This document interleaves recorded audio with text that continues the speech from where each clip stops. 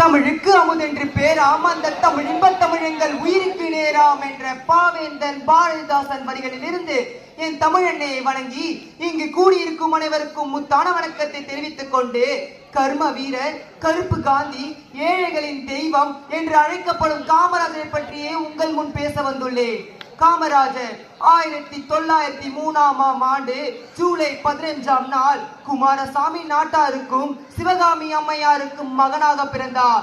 இவருக்கு முதலில் காமாட்சி என்று பெயர் சூட்டப்பட்டது. பின்னர் காமராஜர் என்று பெயர் மாற்றம் செய்யப்பட்டது.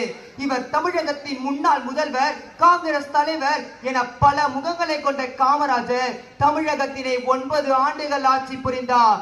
இவர் தனது தந்தையை 6 வயதில் இழந்தார். தனது மாமாவின் துணிக்கடையை வேலை